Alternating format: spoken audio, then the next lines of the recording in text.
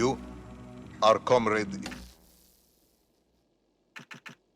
Ivan Ivanovich Privalov. In 1961, you were selected for the Shukovgrad Interonaut Exploration Programme SSSR.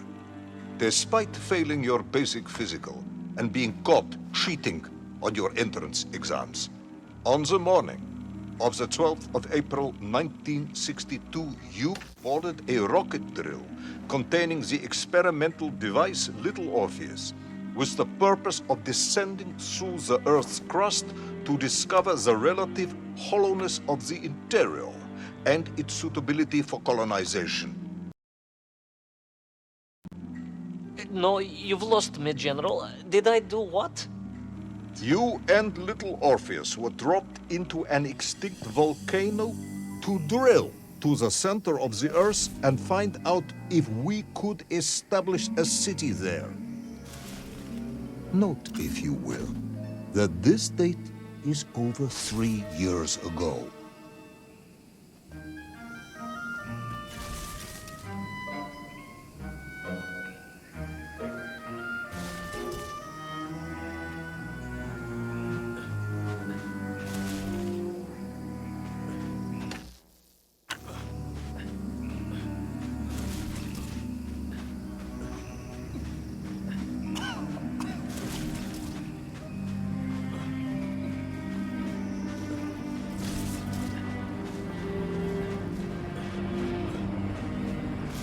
Ivan Ivanovich, can you describe Little Orpheus to me? Of course.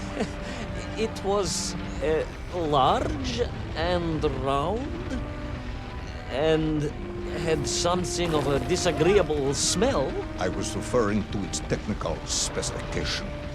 Well, General, I am no man of science, but it had this radio thing that I was supposed to use to let the surface know I had arrived, and some sort of battery wrapped in this lead box. But I was told to not touch anything under any circumstances, and I did notice the engineers who worked on it were quite a shifty bunch.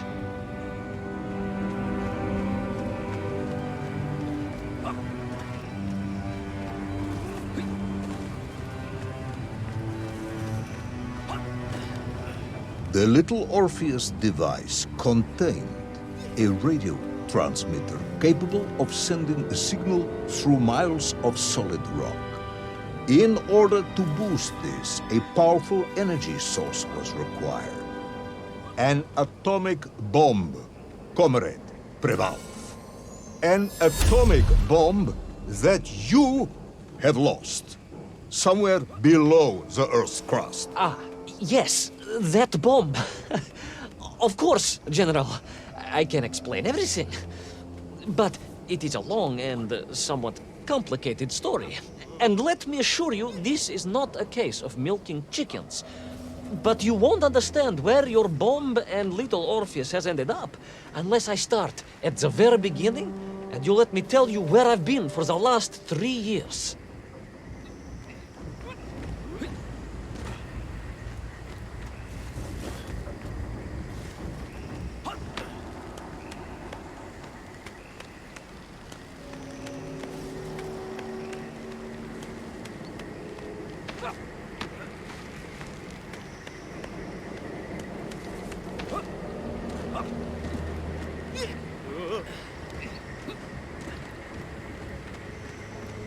From the beginning, then. But this had better be good. Good, General. It's more than good. It's extraordinary. And it began like this.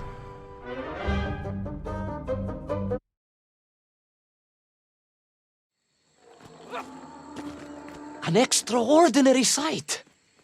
I realized this must be the fabled land of Plutonia, as documented by the brilliant scholar Obruchev.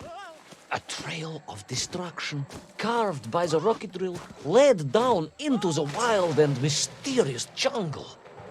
The rocket drill itself must have snapped in half somewhere below Kamchatka, and Little Orpheus bounced out and became lost in that prehistoric forest. If I was ever to get home, my mission was clear. To find little Orpheus.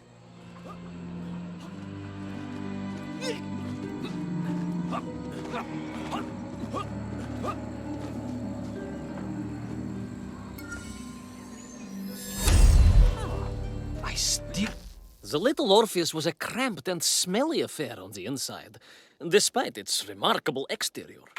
Myself and plunged deeper into that prehistoric.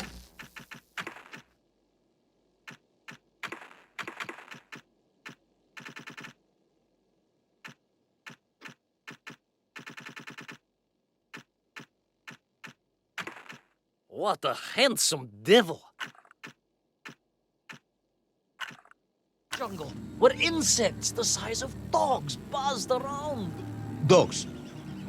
What sort of dogs? I beg your pardon, General? Large dogs or small dogs? Big like an ovcharka or small like a barlonka? Does it really matter? Of course.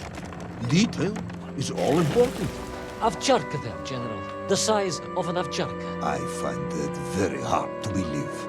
Would you find it easier if they were the size of a balanka? No. But I am enjoying your attempts to persuade me.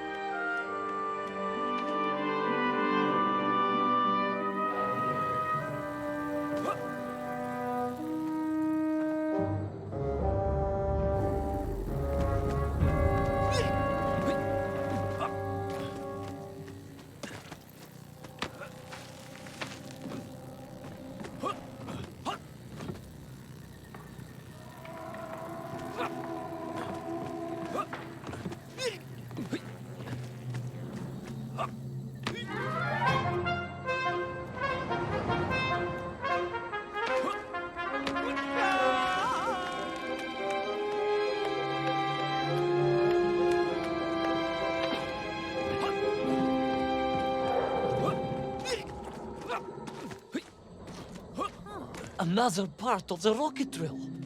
But still no sign of little Orpheus.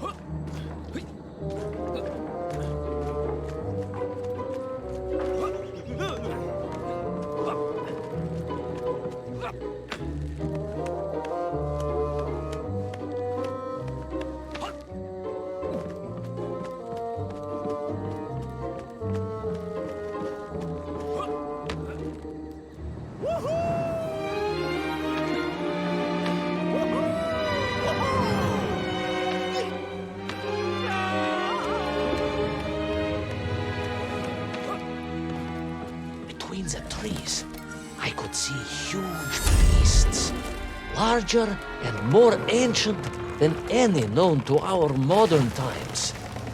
Could it be that Obrachev was right? And deep below the Earth's surface, prehistoric monsters still roam freely? Yes, but little Orpheus.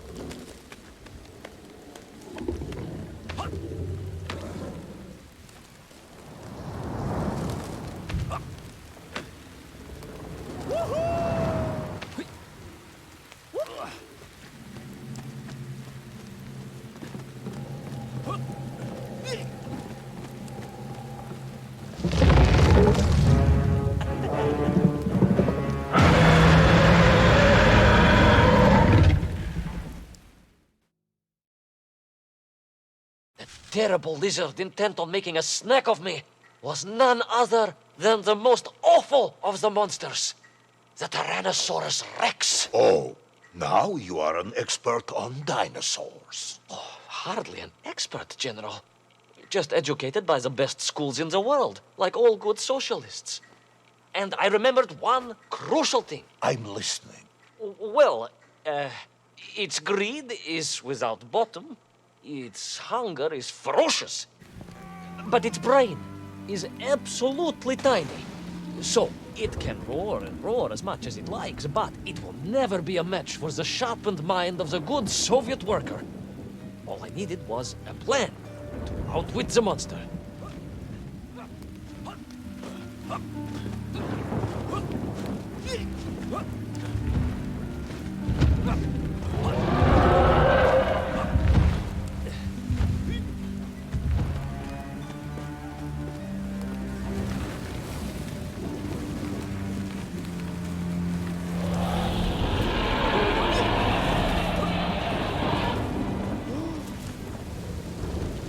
Imagine my shock and surprise to find in that clearing the last part of the rocket drill. More shocking was the fact it had been ransacked. Someone had made off with the tools, the weapons, the rations, and the spare parts for the Pragviev. I began to suspect foul play. Perhaps little Orpheus was not lost at all, but stolen. All I could do was follow the trail further into Plutonia.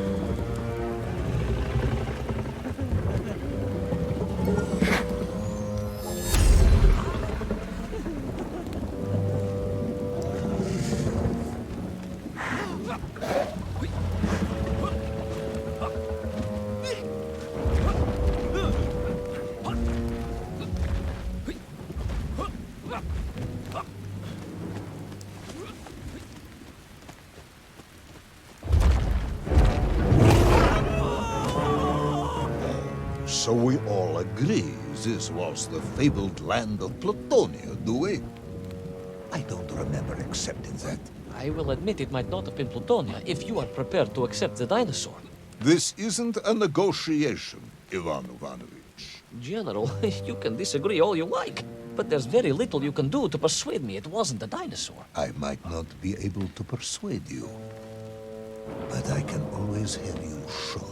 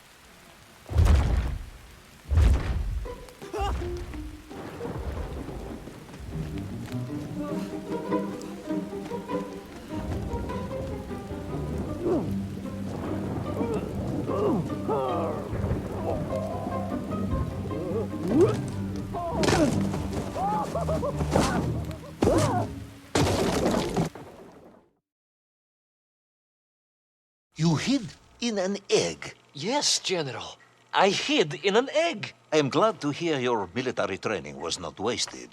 If only I had a single legion of men as brave and ingenious as you, with only 100 men equipped with eggs to hide in, we could roll across Europe in a day. General, are you mocking me? You are as sharp as you are brave, Tavarish.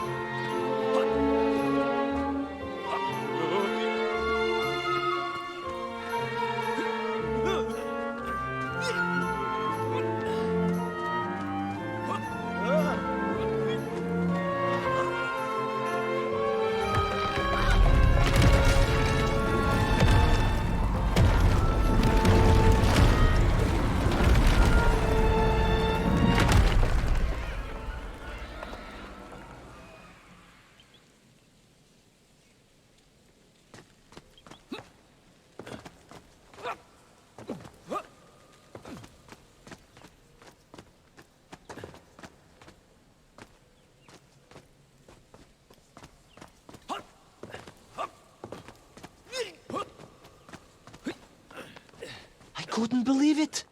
I still struggle to believe it. A whole lost city, buried in that jungle deep below the crust of the earth. Who would have thought it was possible? Who indeed? It is, of course, a shame you didn't think to record the moment for posterity and help us all to get over our disbelief. But I did, General, I did. My training was excellent, and I immediately took out my komsomolets and began to document all I could.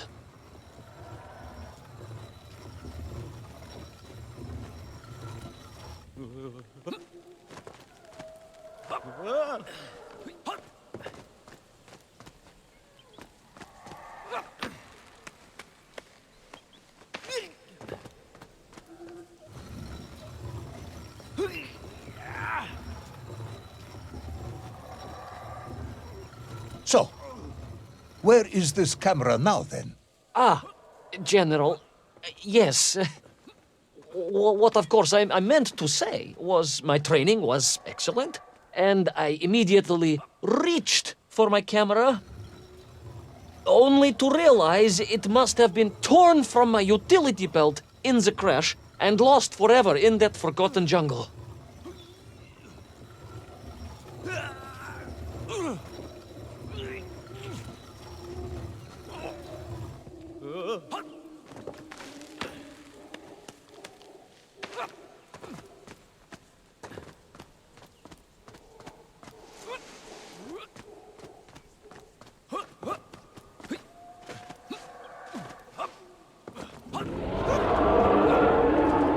A horrendous beast had returned and was hungrier than ever. Perhaps it was angry it had been fooled by an egg-wearing idiot. That is unkind, General. It may have been small of brain, but it was grand of stature. Whereas you, Ivan Ivanovich, are lacking in both departments.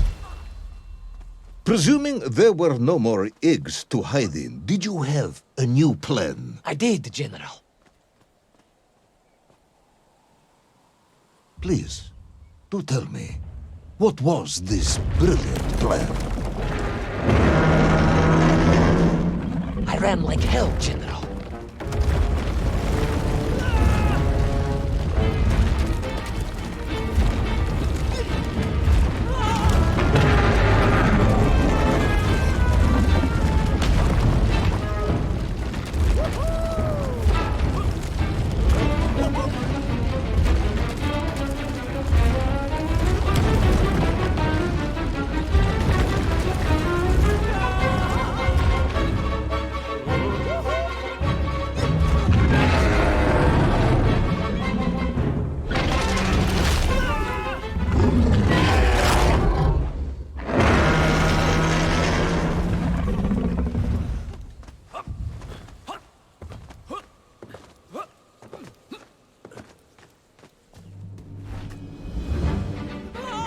Will our intrepid yet doomed hero survive the jaws of the ferocious dinosaur? Will he meet his end miles underground as an aperitif for a ravenous raptor? What dark secrets could be buried in the lost city of Agatha? Will the general ever discover the location of his lost bomb? All of these questions and more will be answered in the next exciting episode of Little Orpheus!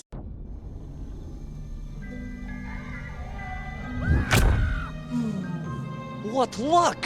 What a miracle!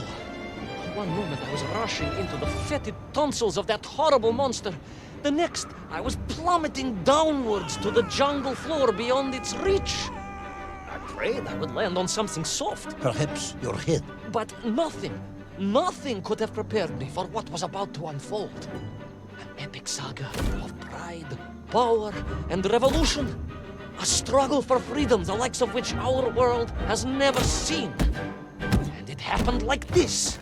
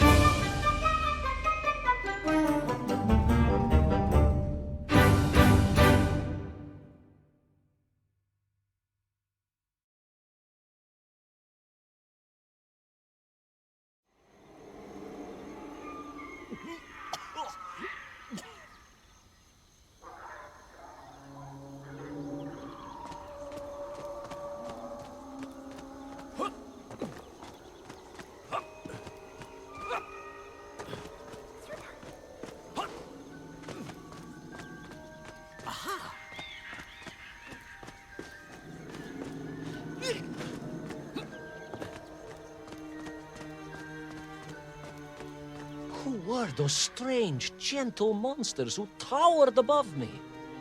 I could only guess they were the lost tribe of the Mienf, an earlier race of people. But why were they so fearful of those ancient gates that lay just beyond their village? And why did they seem to recognize me? Why?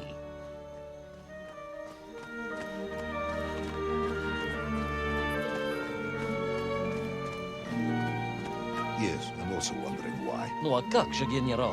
Who was I to question such things? Trapped as I was deep underground. I was more curious, I must admit, about the location of Little Orpheus.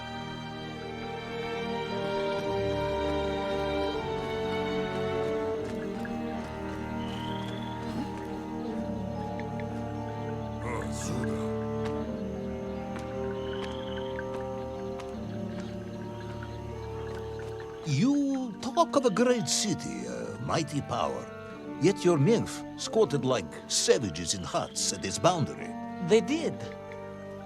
And the answer to that mystery lay beyond my grasp at that point. Because it was a wonder, it truly was.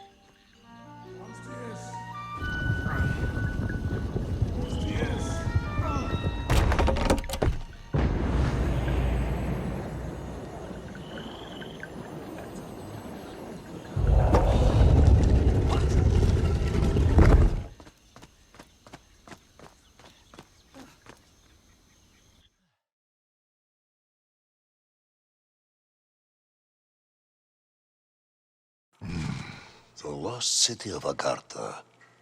I hope I may one day see it myself. Oh, General, if only you could. Unfortunately, as I shall explain, should you seek Agartha now, you wouldn't find it. It has been utterly destroyed.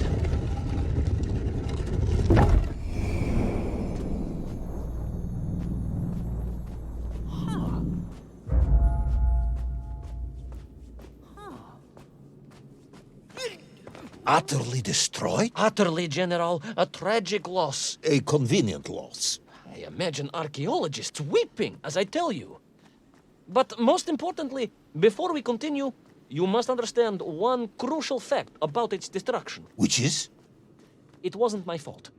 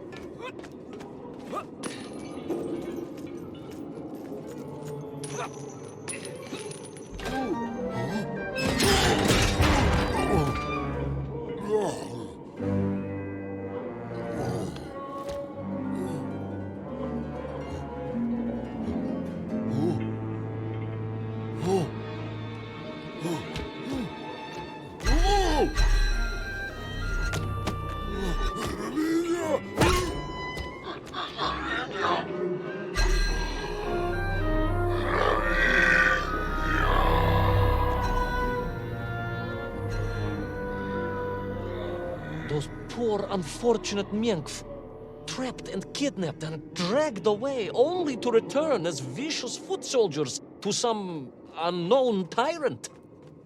And yet, there was something familiar about the shtukovna they were forced to wear on their heads, which I was sure were being used to control and enslave them. And what was that? General, it curiously resembled the radio sets I used to tinker with as a child. Radio sets? It was very curious. It was very curious. It was extremely curious.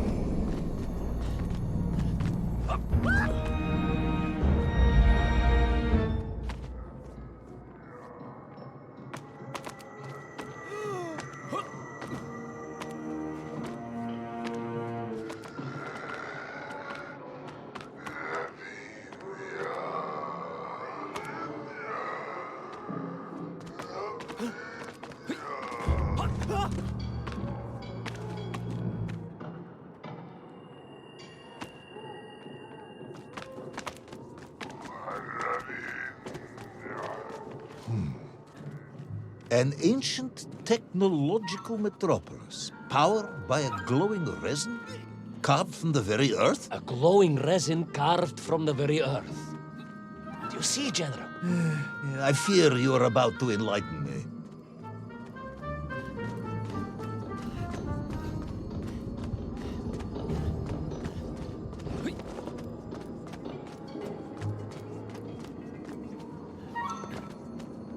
Little Orpheus must have been drained by the impact, but whoever had stolen it and brought it here was no doubt planning to use the Agarthan resin to charge up the atomic bomb, restoring the device to its full potential. What sort of man would come up with such a monstrously reckless scheme? Perhaps the type of man who has such limited understanding of atomic energy that he thinks an ancient metropolis can be powered by shiny marbles.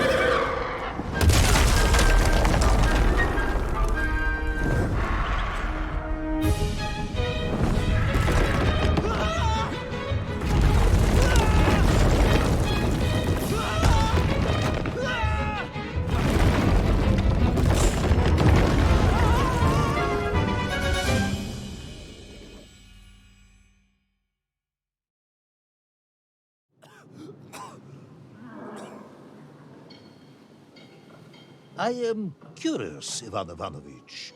You talk and talk about this great subterranean city. Yet what you describe sounds strangely familiar. It does in some way bear an uncanny resemblance to the glorious architecture of Comrade Alexei Dushkin. Wouldn't you agree? Da нет, General. I have never heard of this great Tavarish Dushkin or his works. Interesting. Because you were photographed on the steps of his marvelous Vysotka na Krasnich Varotach, shaking hands with the Glavny Konstruktor. That was the chief designer? The sweaty little fat man with the bad hearing? Mind your mouth, Ivan Ivanovich. And don't think you can distract me by slandering one of the great visionaries of our time. Without him, neither of us would be sitting here now. I must remember to thank him for that, General.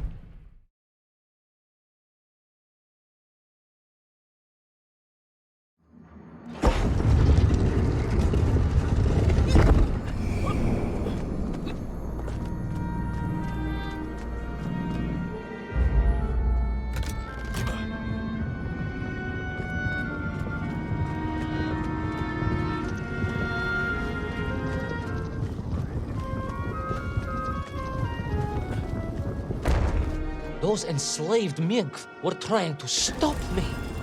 I was sure of that now. I find myself sympathizing with them, I must admit. No, General, then I have failed to win you over. Uh-huh. A point of agreement at last.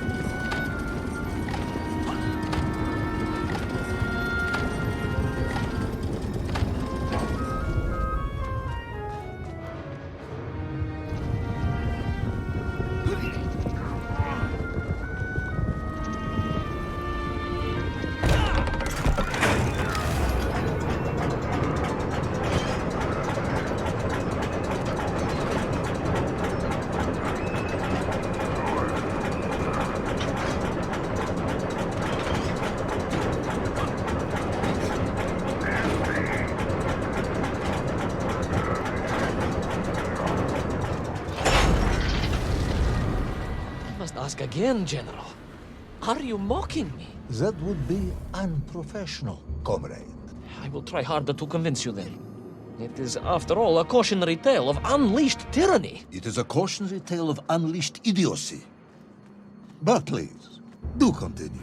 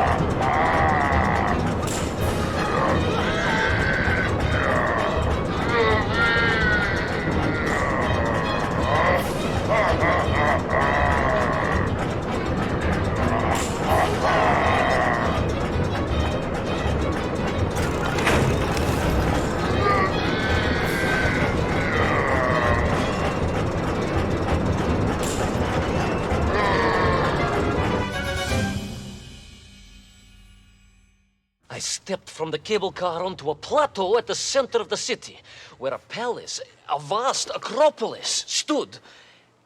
I was reminded of Chelyabinsk Sorok. May I ask how you know of Chelyabinsk Sorok?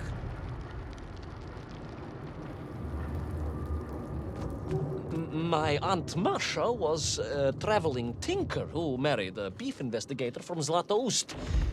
She told me of a secret but wonderful city in the west, an edifice of sheer power, humbly serving the will and needs of the people. Yes, unfortunately, that story didn't end so well.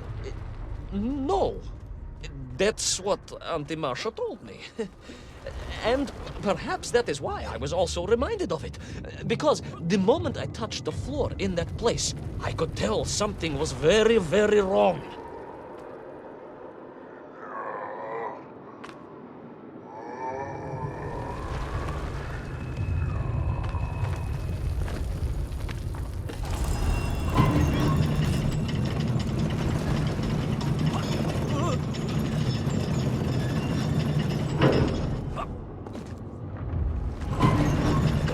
Began to shake alarmingly, and the whole city felt as if it was shuddering. I could only imagine what I would find at the heart of the vast temple. If it isn't a giant glowing marble, I'm going to be very disappointed.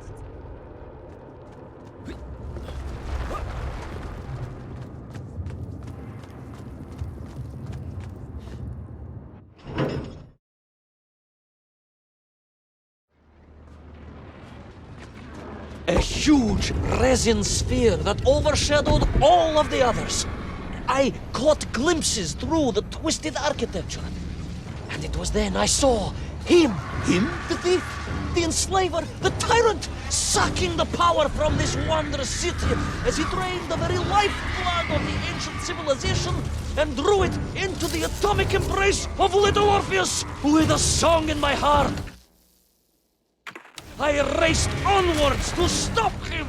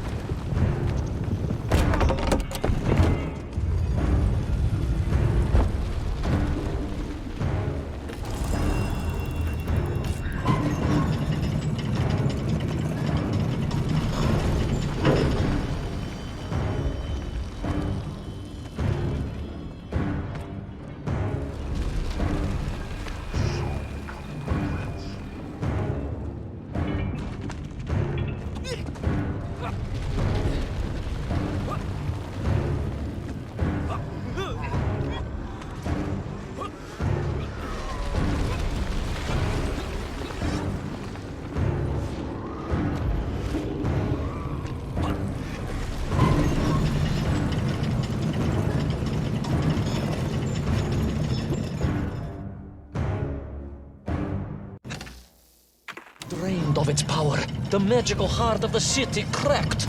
and it sent shockwaves through the world around me.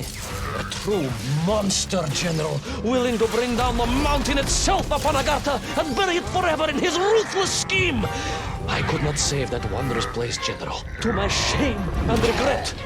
And I resolved myself to avenge the men, to recapture little Orpheus, and to bring that tyrant to justice.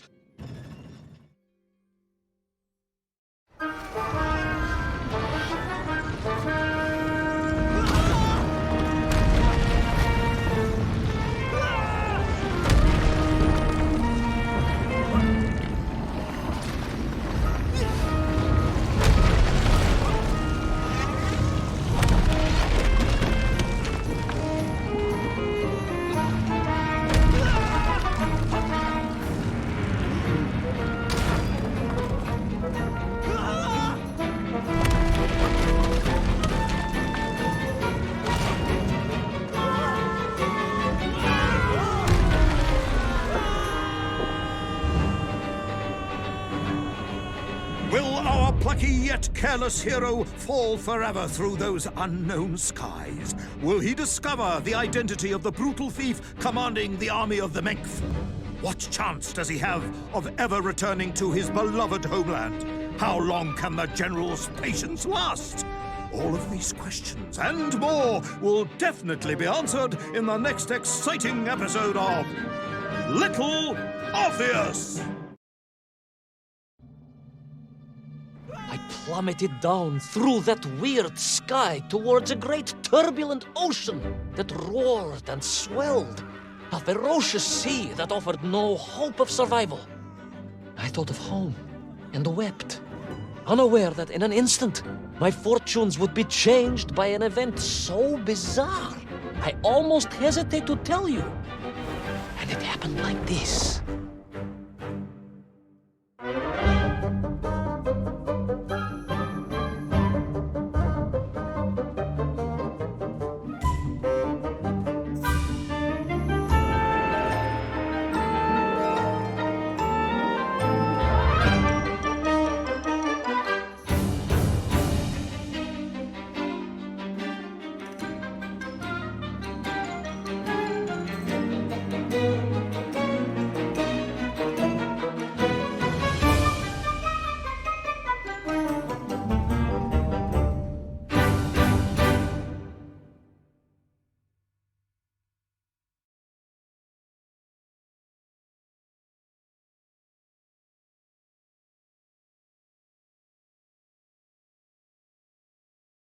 A giant whale? It was huge, General. You were swallowed by a giant whale. Yes, General. You look remarkably well for a man who was swallowed by a whale. I am blessed with a strong constitution, General.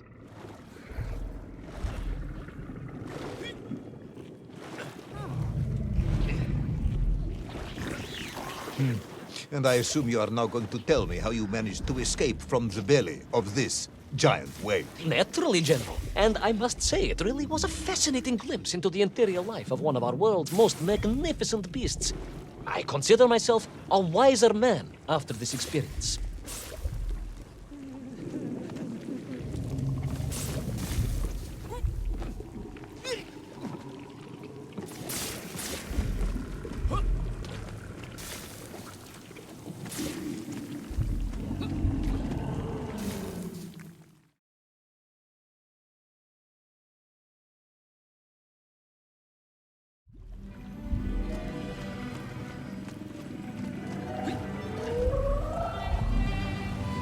Was an extraordinary place, General.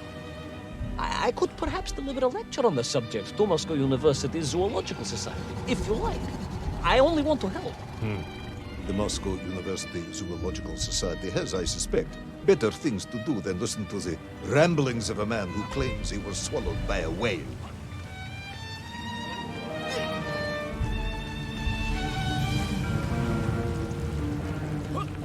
That is a shame, General. People can be so closed-minded. I, on the other hand, have little choice but to hear you out. For your own sake, Ivan Ivanovich, I must urge you to be brief. Absolutely, General. I will tell you directly of my miraculous escape from the belly of the whale. You simply won't believe what happened next. That is becoming a dangerously overused phrase, comrade.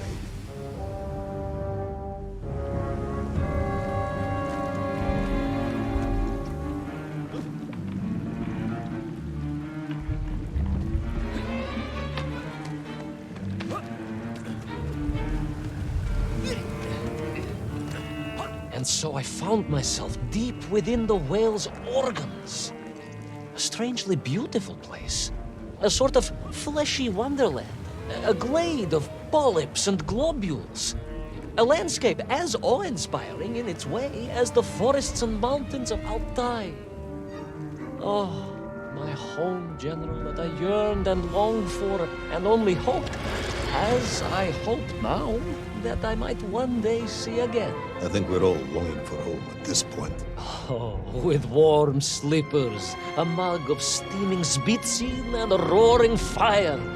Not far from home, trapped inside a monstrous fish with only the strange and evil-looking worms that infested its gut for company. With only one's dedication to one's country and mission to keep one from falling into despair. But no, General, I could not. I had to escape, to find little Orpheus and my way back to the surface and home.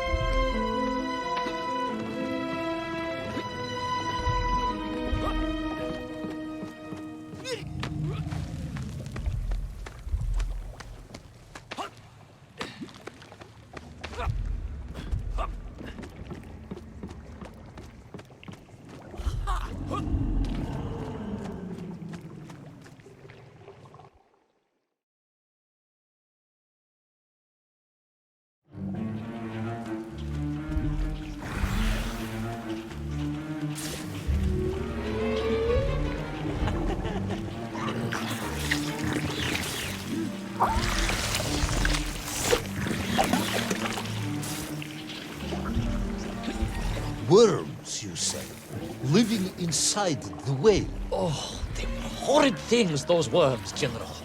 And most unwelcome, I would say. Parasites.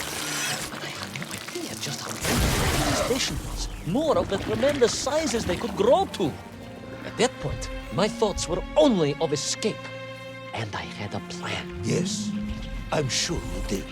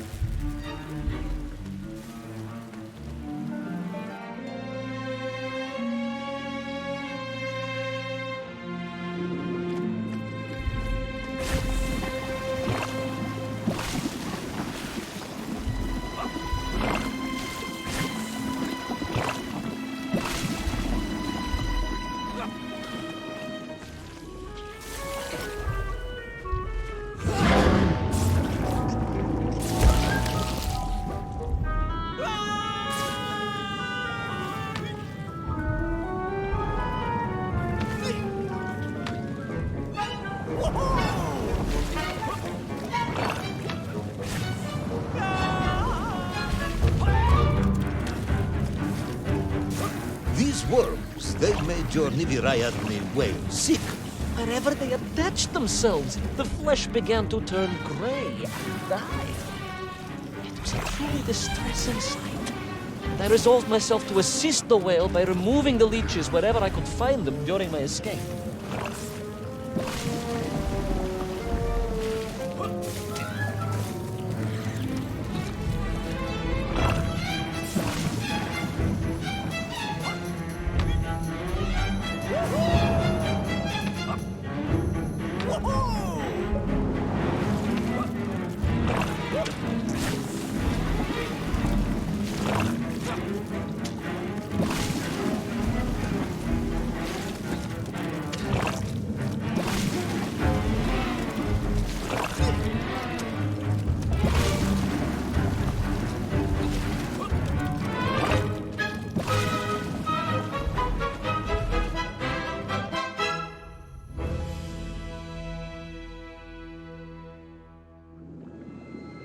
In my mind, it was a simple plan, General. I would climb up through the whale's throat into its mouth, then wait until it opened it to feed and swim out. Ah, yes. Brilliant, Ivan Ivanovich. Only one or two minor flaws with it. For example, did it not occur to you that the whale would likely be deep underwater when it ate? Vyprava, General, but I am a strong swimmer. As a child, my parents would take us to holiday near Irkutsk, where we took constitutionals in the waters of Lake Baikal.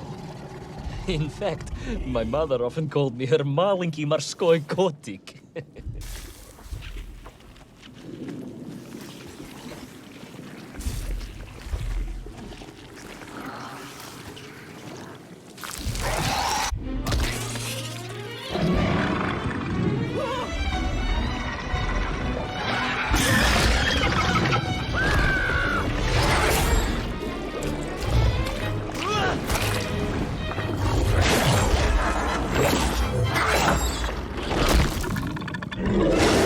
A giant worm for a giant whale, huh? At the risk of repeating myself, it was huge, General. The Moscow University Zoological Society may be interested after all.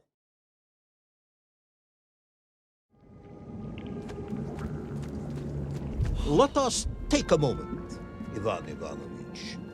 Your ridiculous plan to escape through the mouth of the whale failing, you would now have me believe you had embarked on some misguided crusade to free it of the worm infestation. To what end, exactly? When one suffers, we all suffer, General.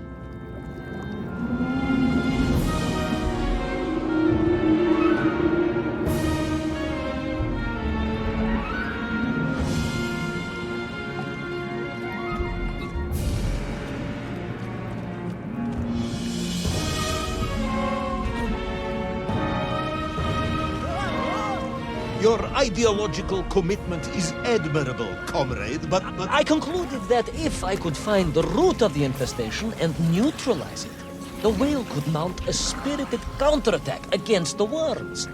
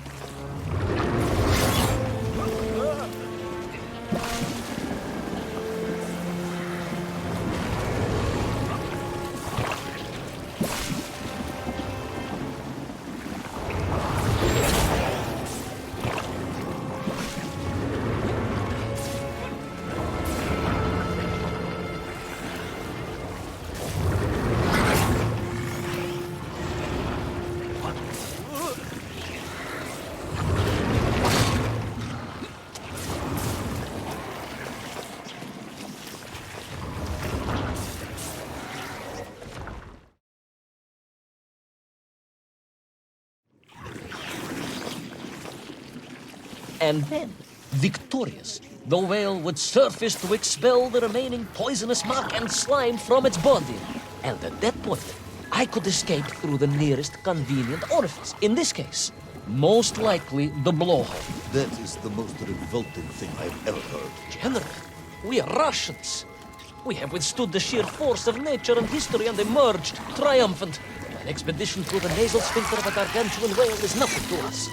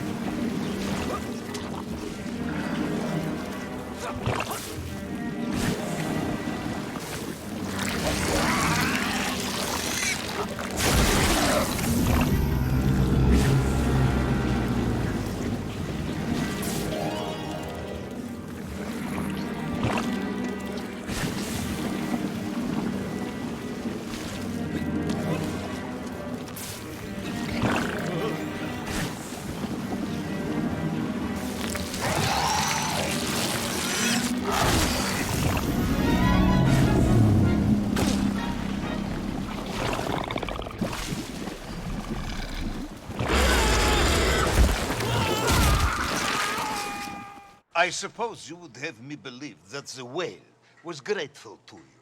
Oh, well, General, that would be presumptuous. I doubt it was even aware of my presence. But I had more immediate problems. For if the whale might have been relieved by my actions, the worms were enraged. Worms Furious. Worms Incandescent. do not feel Violently indignant. emotions. Demented, General. Deranged. Enough!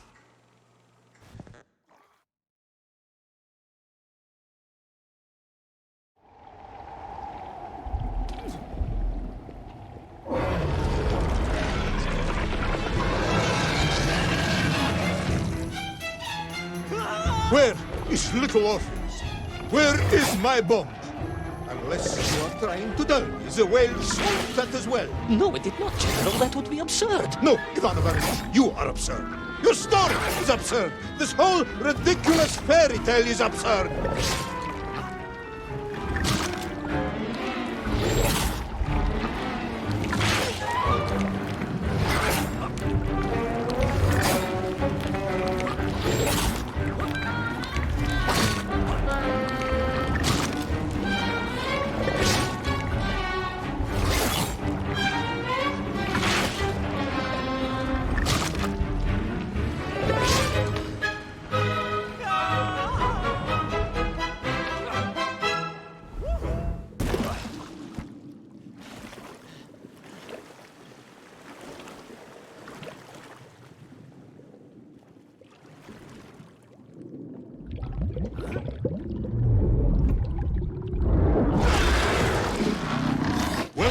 Brave yet foolhardy hero escape the furious worm? Will he be doomed to spend his days trapped in the innards of a bad-tempered cetacean? Where is the whale swimming to in such a rush? And what will it do when it gets there? Is the general about to lose his temper and order the cosmonaut shot? All of these questions and more must surely be answered in the next exciting episode of Little Orpheus!